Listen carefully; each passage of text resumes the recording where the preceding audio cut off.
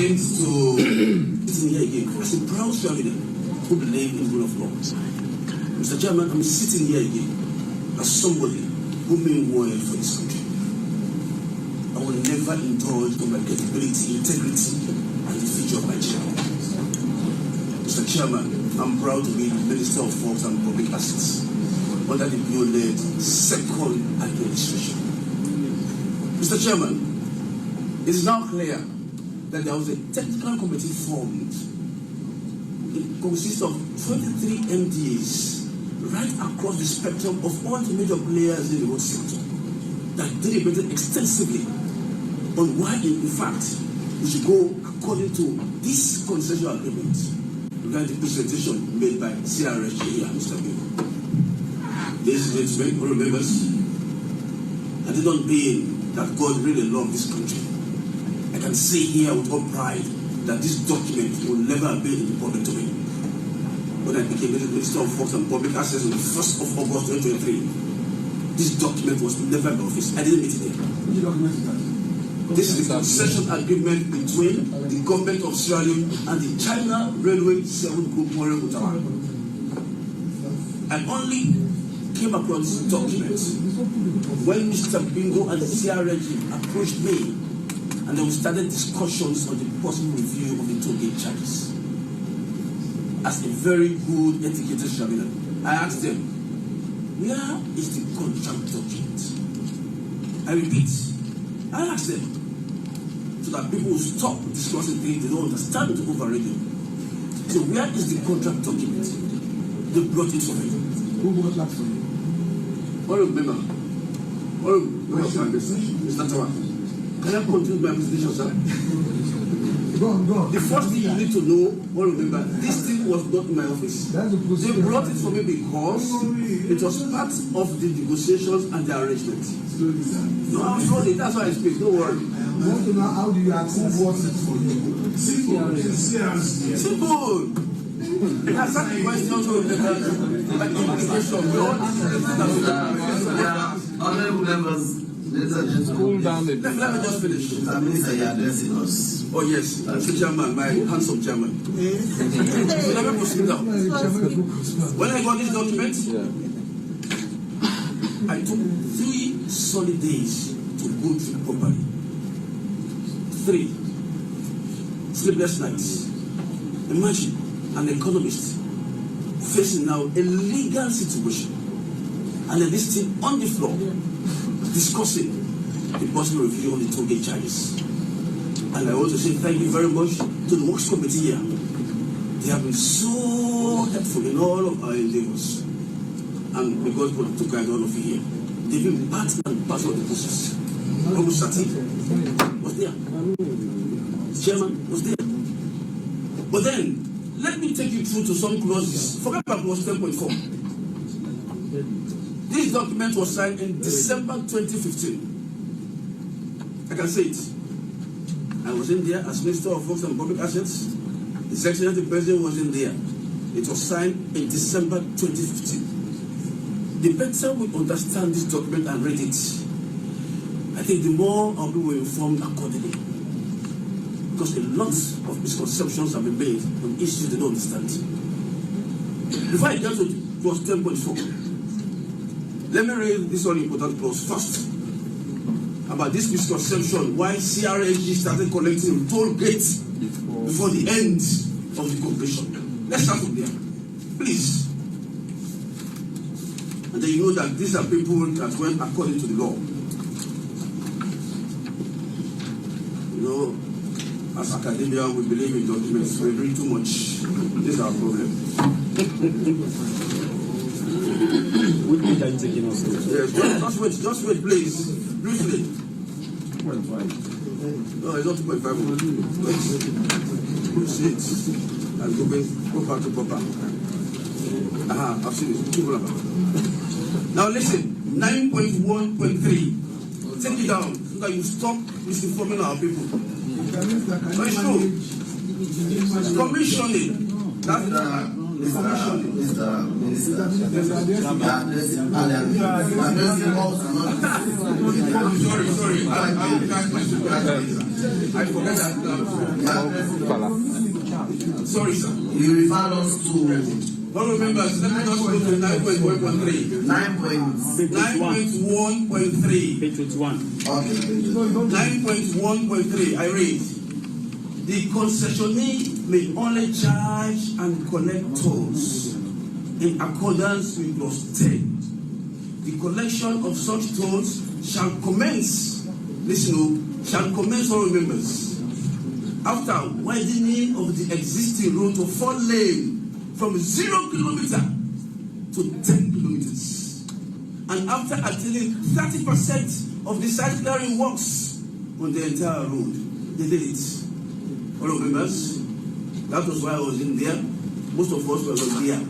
That was the justification as penned down in this contract. Why CRG started collecting toll before the completion of the project. So they had rights, according to this document, to have done so. I wasn't there. Let us go again. So let us go again, please. Before I come to 10.4, let us go again to payments. I want us to understand again, because for members, people again have taken over the ear and are giving misconceptions regarding the percentage of the gross revenue that CRG is giving or paying or transferring to the government. Please listen again. Payments 2.5. Payments 2.5 payments 2.5.1. Okay, 1, 2, 3. The 4th lines. Okay, let's start. Same as expressly provided in this concession agreement and subject to clause 2.5.2, the government of Sierra Leone shall, during the repayment of the loan and interest by the concessionaire to their lenders, the concessionaire, ladies and gentlemen, CRSG, to the lenders, receive from the concessionaire 5% of the gross income total revenue annually, and not 10%. All members, people have gone over the year again. Mr. Minister, address us. Okay, sorry. You are addressing the people. It's 5% and not 10%. Let me go to my name. It is 5% and not 10%.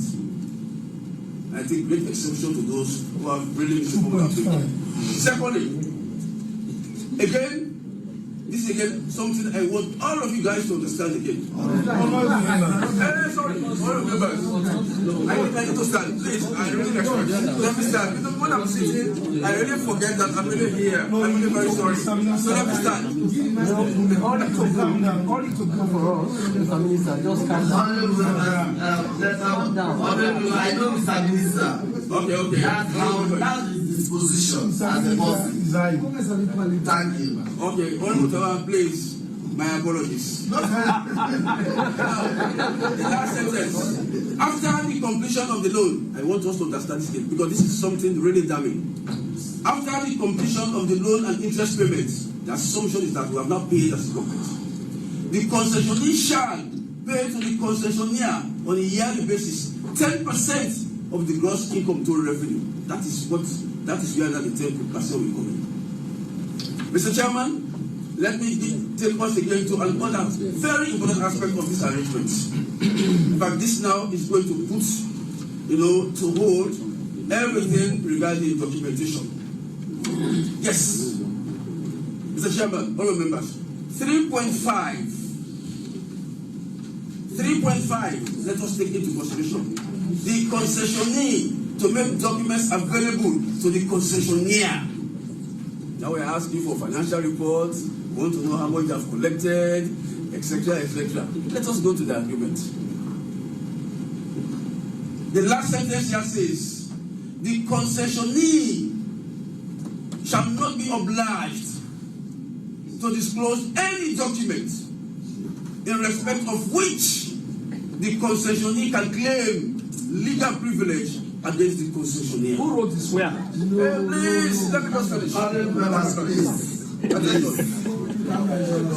Let me go over this. Please. So you understand. Take us to the provision. I'm just reading.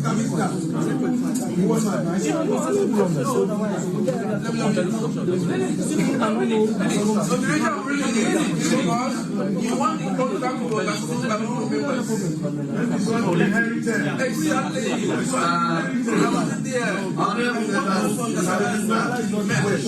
Exactly.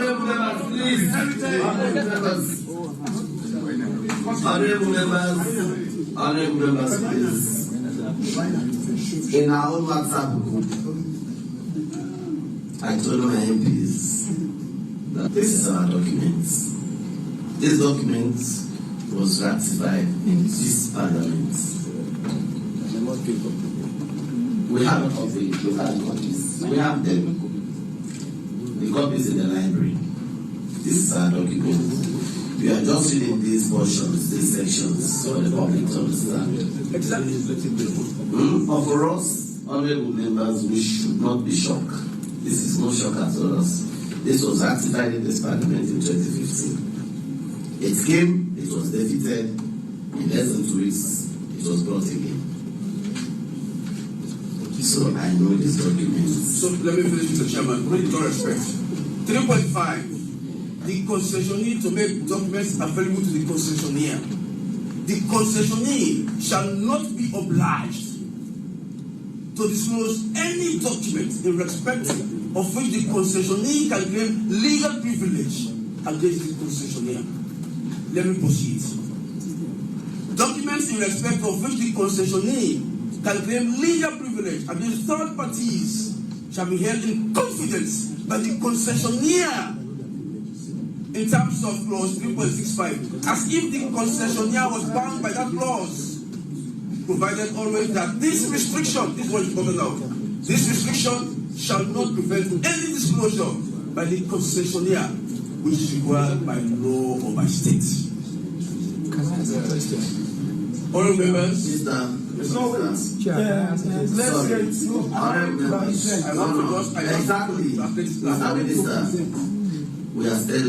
we are still bound by these agreements, and we, as a government, are still to respect the provisions of this agreement. We want to leave that and we discuss around the issues that are up, because whatever is in this document is a law. exactly, Mr. Chairman. Whatever is in this document Exactly. is a law. Simple, thank you. So on that note, honorable members, I just want all of us to understand that there are certain provisions in this particular contractual arrangement that we have to be careful when explaining the Wellington Material project to our people. Yeah. This was a private partnership investment model, the first of its kind in this country. 62 kilometers, and CRA spent $154 million to construct that road. When you calculate it, it gives us a cost of $2.4 million per kilometer for 4 lanes.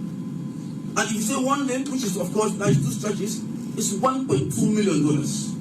The DG here will tell you exactly that road construction is a highly capital intensive project. It will tell you exactly how much a kilometer of road costs on average. It's so exorbitant. So this is it, 2015 to now. But the good thing is that CRAG rarely, I'm not saying because they're here, they have expressed utter patience and maximum humility. The good thing is that they have never at any point threatened litigation against us as government. They have never, unlike other contracts we have entered into, they have never. The same, Mr. Minister, you have to understand our point.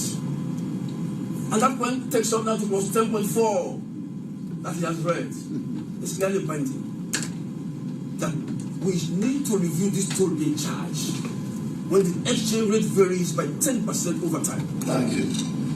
You want to present us your recommendations? Yes, of course. Can we see them? One, before I go to the recommendations, I just want to tell you what has happened today. No, what has happened today that is good so that you can understand.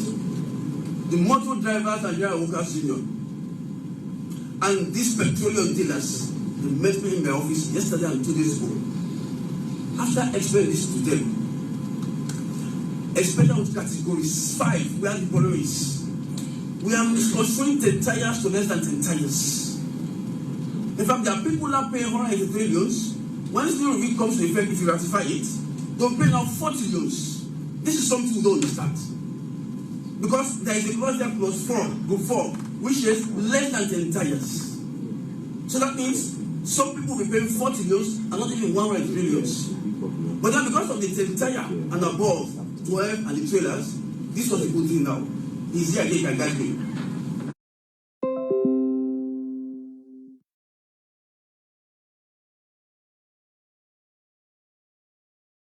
Almost 20 CRD, if we can also enjoy that advantage, that when we are going, we are empty, let us pass freely. And when we are coming, and then we have some products, we can pay, which is good. Which is really good. Because what they are saying is really, is the pressure, yeah? I'm not here. If I have my power to even discuss CRD about any possible increase. You know, sometimes, it's not easy to be a government minister, but you have to do your job. Especially if you are bounded by contractual arrangements over time, that you are not there to make some recommendations. So going forward, Group 1 has no problem, and Okadas will not pay. Mr. Chairman, again, I've heard people say Okadas will pay. Let us stop this misinformation. Let me just make it. 2 minutes now. 2 minutes. A copy of the recommendation. No, I will send it from here. I will send it. 2 minutes now. Because we want to look at it. No, I will send it from here when I get back to the office. You know, this morning, we are still grappling with energy supplies. Secondly, Group 1 is not a problem. The other one, of course, it's okay. Group 3 is not a problem. My class, it's okay. Somebody's phone. Group 3 again, it's not a problem. SUVs. Mr. Chairman, you have SUV. Saturday, they have, everybody have, it's okay. Group 4, small meeting buses, again, it's okay. The problem people are saying is because these are the trucks or these are the transportation facilities bringing goods and services from the region, which is correct. Mr. Chairman, we have discussed with CRG. I can't discuss that, but they're here. They have warmed up to that idea of considering some categories of that particular sector to some amount of reduction that will be a win-win situation. But what I would like, Mr. Chairman, there are some trucks that are crawling along that highway, destroying the highway with overload. Right now, they will tell you that we have even started discussions, the Axle road policy, which again will be another problem, honestly. The Axle road policy, which again will be another problem if we really think about implementing it, but we are not. So, the whole issue about this is understanding the categories. The 5 group 6. These are the fair boundaries. 3, there are specifications. 3 to 4 axles. 2 axles, you don't mean that. So going forward, if we really embark on a real and honest sensitization or awareness raising, and we are telling our people exactly what they need to know, they will understand. So if we don't bring politics into this, we will all honestly be happy at the end of the day. So listen now. CRG have been doing well, but Mr. Chairman, no investor in this world, simple economists, want to operate a business, relationships, really running at loss. I know honorable members here who have met me in my office for rents and payments for their own businesses. And we have settled that. Private matter. No, I'm not saying it. I can say that 100%. I've done some calculation, I'll show you later, about the financial analysis and its implication if we don't review and consider a win-win situation on this matter. I'm happy it's going to be deliberated now by Parliament. We've got all the documents and have a great faith in Parliament. But the basic thing I want us to understand before I lay down my mic is that, honorable members, close your eyes and assume you are the Minister of Works and Public Assets now. And this thing comes to your table for discussion. And then there are contractual arrangements binding this government and the China Railway 7th group. And then your people are in the middle. And then your own feature, again, is hanging in the balance. What will you do? Will you rely for our people that they are not captured in the contract? Or what will you do? Will you again try to put spanner in the works of private investors that we need in this country to move our country forward? Okay. So going forward, As Minister of Works, I'm here for your review, for you to judge me at the end of the day. But what I've done with my own intent and spirit is the right thing. And the Almighty God of Allah will continue guiding me and every step I take. Thank you very much. Thank you, Chairman. Thank you very much. Chairman. Thank you very much, Mr. Minister. Thank you, Director General. Thank you, the concessionary CRSG. Mr. Minister, this agreement is a product of this House. I don't believe anybody will question anything else. But at this moment, as a percentage, that is questioned. I want to thank the RSG for exercising a lot of patience before now. I want to thank them because when we are passing it into law, we did not consider today. Before now, 10% increment we have had. The current exchange rate increment is 205%. And CRSG has exercised a lot of patience for not increasing their tool to 205% increment. They should have done that like 20 times now. Because for every increment of 10%, that's about 10.4, they should have increased this on the exchange rates. Thank you very much for considering that. At this moment, Mr. Minister, I had asked for you to send us, for us to have a look at the current proposals in terms of rates officially. We have seen that from social media, but we don't want to see it. We want to see and do our own input as representatives of our people. Because whatever we do, whatever laws we pass, the people comes first. We consider them high. Had it not been for our people, we would not be where we are today. So whatever law, whatever agreement we forward we are taking, we will consider the interest of our people. So we don't have a copy now. You said there are new proposals. We hope to see the new proposals again. And as a committee will make and take decision. We hope the new proposals will stop the public crime or will reduce, because the public crime will always continue, will minimize the public crime. The new proposal we are expecting should consider the interest of our people. So Parliament will wait, the committee will be patient before Monday. To admonish, and I'm happy that the minister, by the time he was wrapping up, he was able to understand that he shouldn't take this issue with emotions. As a parliament, Honorable Bash and I, we are part of a few MPs I think we are the only MPs that we are part of the process of ratification of this particular solar agreement.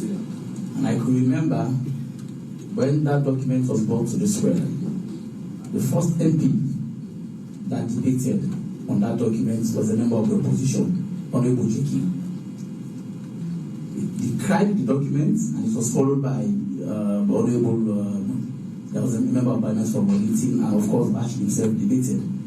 Because of the hue and cry of the House, the Speaker then thought it was not prudent for us to continue with the ratification. So it was sent for further consultation, like you have now proposed for a new review, which is good. That's the way to go. Our concern here is not about who has the power to increase public. They are investors. It doesn't matter which government is in power today. The APC was in power. We brought in this because we knew that it has so much advantage if that road was widened. We know the convenience it creates now. And they are investors. We need to attract more investment. But in doing so, the interests of our people should be at the fore, whilst we also protect the interests of investors. The Chinese people have exercised so much patience. And I think if they can do it then, when they brought in charges, exorbitant charges, because of the spirit of the House at that time, they accepted for an amendment or a communique to reach out, wherein all players, like you mentioned, were called upon. The drivers' union, I think, there was a communique. So when the agreement was represented to the House, we debated two documents now. We debated the communique in tandem with the concession agreement. So I don't know, in fact, it was the concession agreement that had the fees that we used that they charge. In a sense, even the agreement itself was part of the agreement. So it's an addendum. That's why if you go to the lab, you read those two documents there. So debated. So I want to say your defense for proposing talking about 3.5. 3.5 is not in concession here. Section 93(6)b is clear. Parliament has the power to compel the production of documents as the case may be. But Section 10.4, whoever thought of this clause, Mr. Chairman, I think it was well thought of. That person was indeed very well patriotic. It was for the good of the country as well as the company. Because you do not have the accountant in the CRSG to be able to tell you how much of gross income they are being disclosing or being reporting. The only way you can verify the 5% they are paying you is based on the traffic data. That's why every vehicle that passes there, they take a shot of it. So if you are really particular, I think this one should not be in concession. The fact that the clause 10.4 is saying that for any review to be done, the company needs to produce the traffic data. I think it is something that we must not put in concession.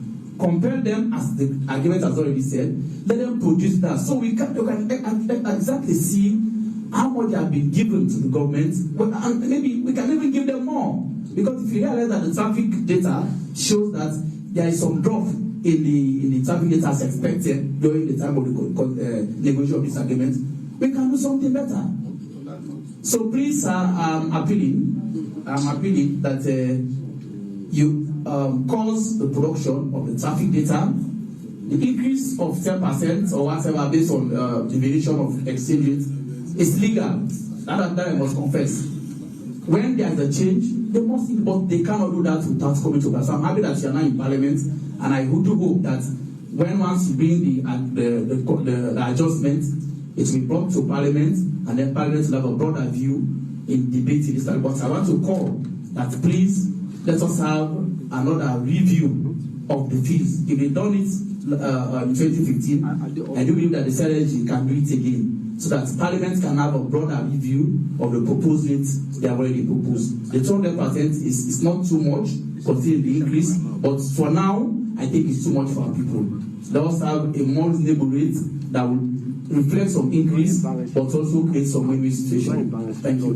We have requested for the drafts because I know they have not increased 200%. I know they have not increased 200%.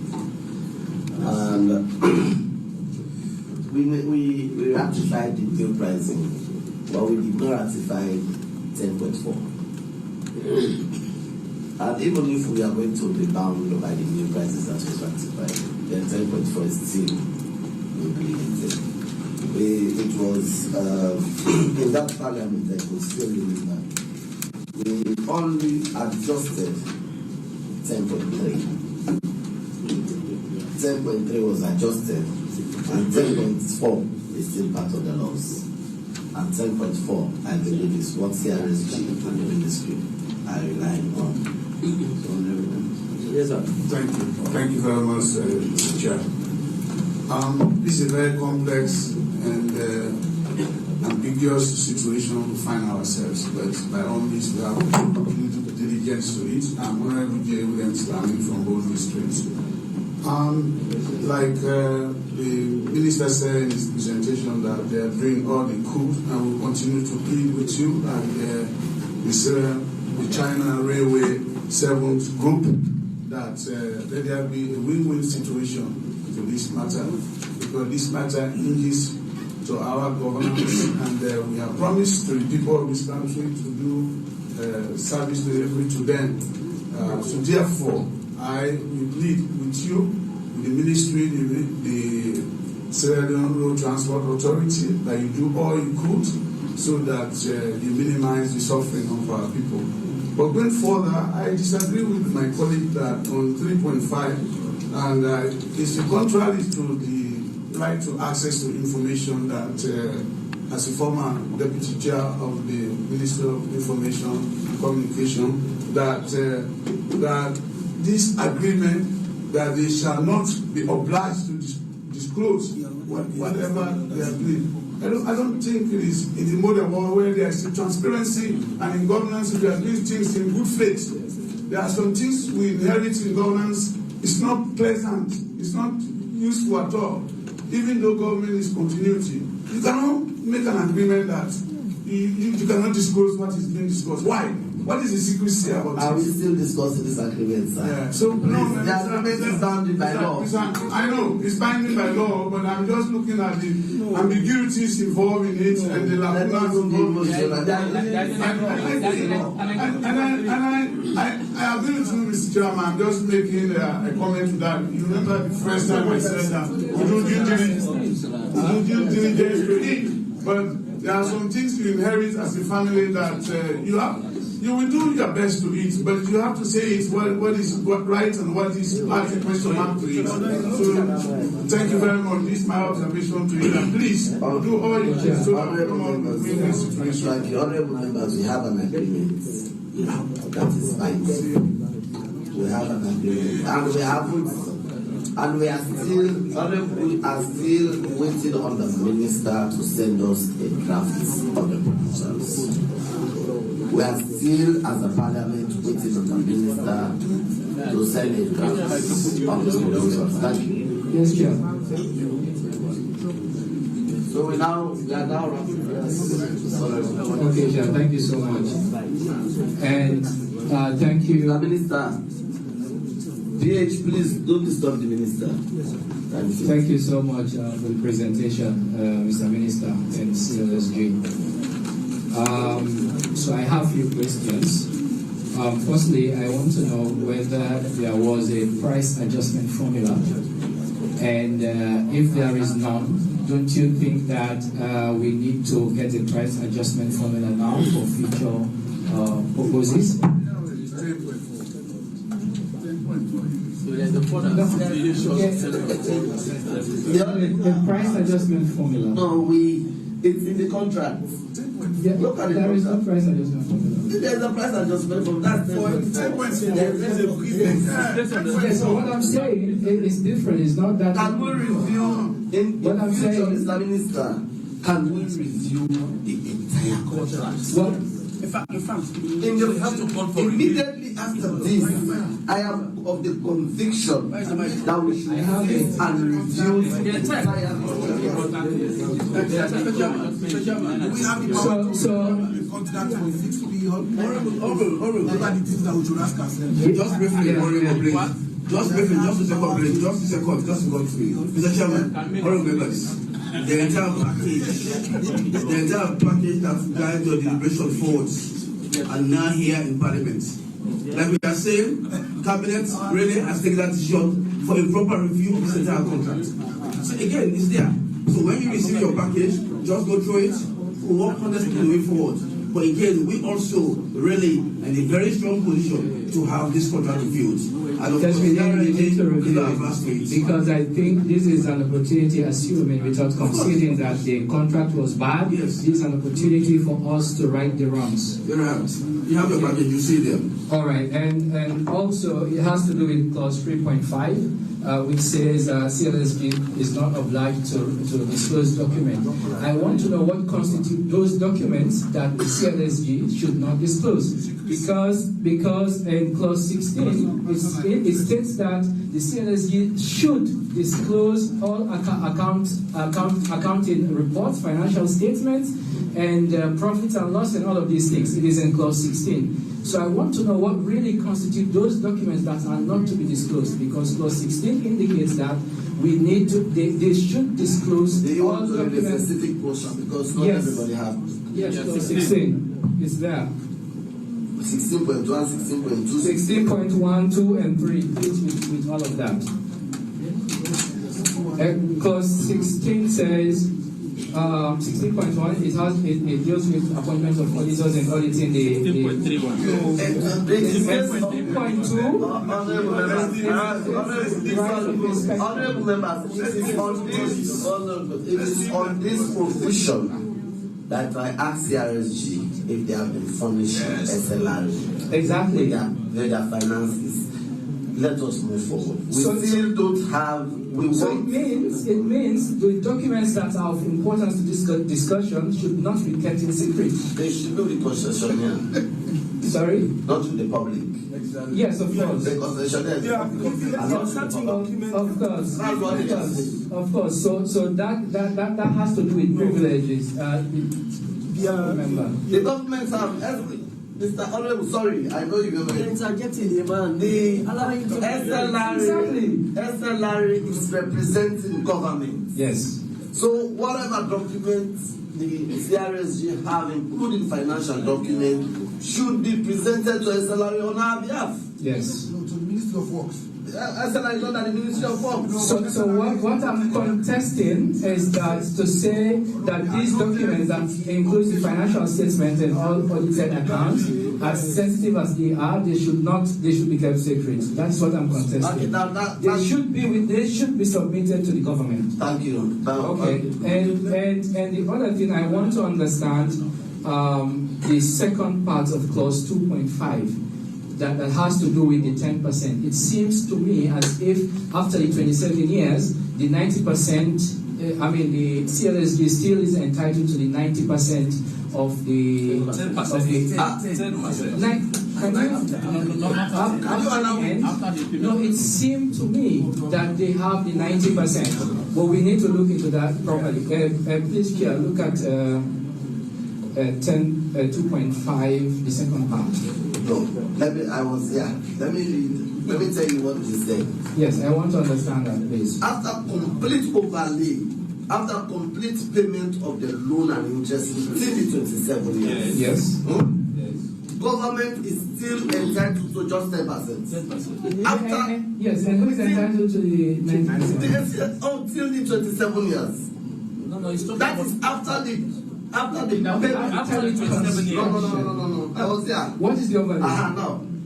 They said after the payment, it is possible that CRSG can pay the loan and interest in 15 years.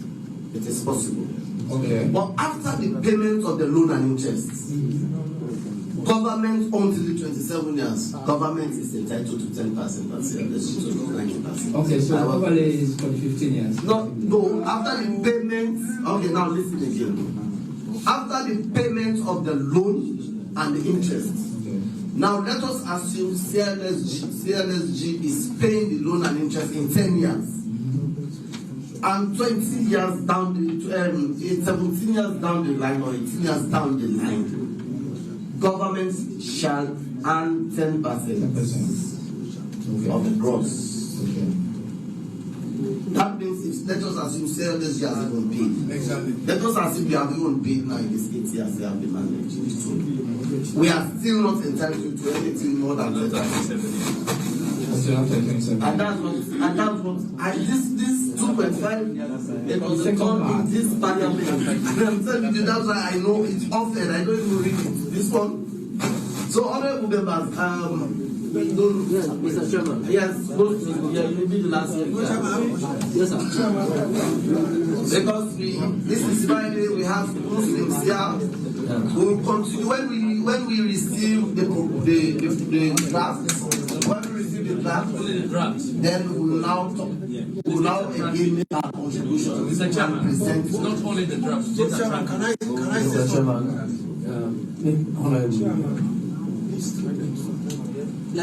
Mr. Chairman, for me, I am very much pleasant because the minister said we will be at the middle win-win situation. However, what is concerned is about the people. Again, I want to ask if they could submit a road design to the committee also. Because considering the fact that there are other components I'm sure should have been added to it. The divide, because we can use this current situation to amend whatever we want to. If there are things that they could have done before, which they have learned not to do, we can now use this particular situation to fix them. Second, their corporate social responsibility. We are making emphasis that the people, those corporate social responsibility are for the people. Let's consider it also if they are actually reaching all of those things. So the ministry can I say you cannot advocate for them. Yes, so I'm just saying that can we have the road side, the road plans, and the design, so that we can look at it if there are conditions or additionals that need to be done that they have not done yet. These are all things that we need to do. Thank you very much. Thank you very much. Honorable members, this is the beginning of the meetings with CLSG and the Ministry and SLI. Our concentration today is the increments in the tool. With this meeting, there have been a lot of insights. We'll be asking for the traffic data, we'll be asking for the review of the contract. We'll be holding several other meetings after today. I am going to assure you that we'll be holding several meetings after today. Please, let us concentrate ourselves with the public interest of the day. Thank you, Mr. Chairman. Thank you, Mr. Chairman. Mr. Chairman, with specific reference to 2.5, yeah, 2.5, yes. Let me direct this concern to the minister and SLRE. How can we, as a government or the people, how can we confirm that CRSG has paid the loan and the interest? Can we keep that for the next meeting? Please. Well, that's why I asked that we are going to ask for the report that will be presented to SLRE so that we can verify if we are not. The reason being, Mr. Chairman, this agreement does not speak to that. What? It doesn't speak to us. To that, as to how we can confirm as a government or as a country that they have paid, they have completed the loan. So that's why Remember, are you representing the people or no, please don't. Come on. No, please don't. No, Mr. Chairman, let me allow me to speak. No, wait. Come on. No, please. I can see you are. No, please don't. It's your colleague, please. Please.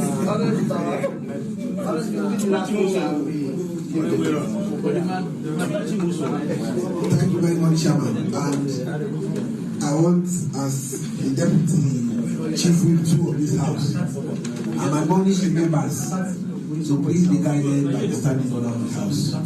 That is one. Secondly, Chairman, my point is, since this is the beginning of several engagements leading to a foreseeable conclusion that will be win-win for the people and for CRSG and their investment, I would advise that the dates that the minister has set for the implementation of these new rates be put in abeyance until these reviews are done, so as to enable the people to know that we as Parliament, we have done a thorough work, and they themselves as investors will know that yes, we have looked into their concern and we can strike a balance in the loan. That is just what I want to say.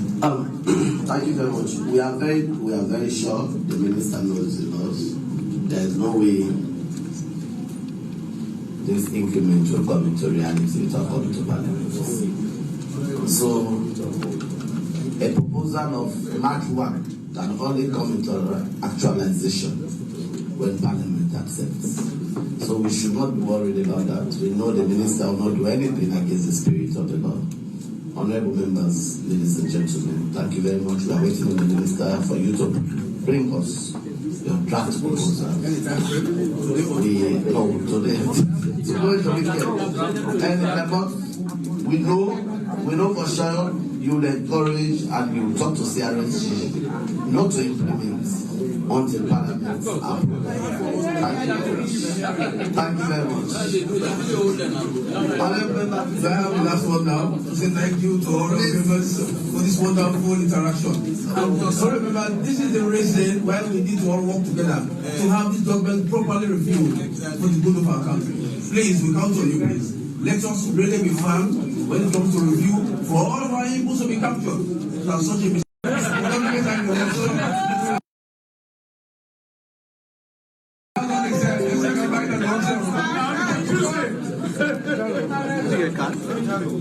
Mr. Minister,